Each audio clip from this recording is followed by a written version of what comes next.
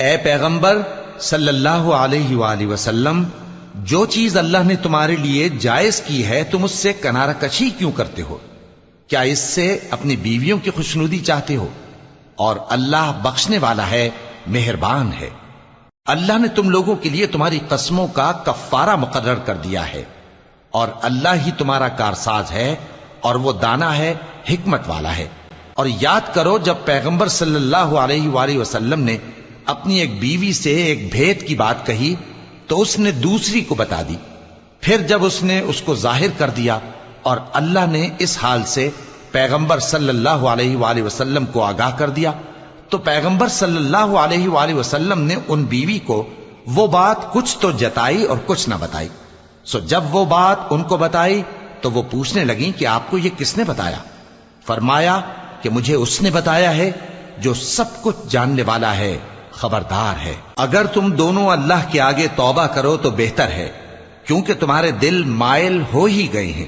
اور اگر پیغمبر صلی اللہ علیہ وآلہ وسلم کے خلاف باہم اعانت کرو گی تو اللہ اور جبریل اور نیک کردار مسلمان ان کے حامی اور دوستدار ہیں، اور ان کے علاوہ سب فرشتے بھی مددگار ہیں۔ اے ازواج نبی، اگر پیغمبر صلی اللہ علیہ وآلہ وسلم تم کو طلاق دے دیں تو عجب نہیں کہ ان کا پروردگار تمہارے بدلے ان کو تم سے بہتر بیویاں دے دے، مسلمان، ایمان والیاں، فرما بردار، توبہ کرنے والیاں، عبادت گزار، روزہ رکھنے والیاں، شادی شدہ اور کنواریاں۔ مومنوں، اپنے آپ کو اور اپنے اہل و عیال کو اس آگ سے بچاؤ جس کا ایندھن آدمی اور پتھر ہوں گے، اور جس پر تند خو اور سخت گیر فرشتے مقرر ہیں۔ وہ کسی حکم کی جو اللہ ان کو دیتا ہے نافرمانی نہیں کرتے، اور جو حکم ان کو ملتا ہے اسے بجا لاتے ہیں۔ کافرو، آج بہانے مت بناؤ، جو عمل تم کیا کرتے تھے انہی کا تم کو بدلہ دیا جائے گا۔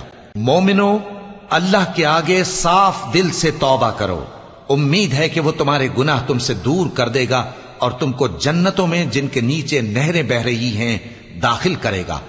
اس دن اللہ پیغمبر صلی اللہ علیہ وآلہ وسلم کو اور ان لوگوں کو جو ان کے ساتھ ایمان لائے ہیں رسوا نہیں کرے گا، بلکہ ان کا نور ایمان ان کے آگے اور داہنی طرف روشنی کرتا ہوا چل رہا ہوگا، اور وہ اللہ سے التجا کریں گے کہ اے پروردگار، ہمارا نور ہمارے لیے پورا کر اور ہمیں معاف فرما، بے شک اللہ ہر چیز پر قادر ہے۔ اے پیغمبر صلی اللہ علیہ وآلہ وسلم، کافروں اور منافقوں سے جہاد کرو اور ان پر سختی کرو، اور ان کا ٹھکانہ دوزخ ہے اور وہ بہت بری جگہ ہے۔ اللہ نے کافروں کے لیے نوح کی بیوی اور لوط کی بیوی کی مثال بیان فرمائی ہے۔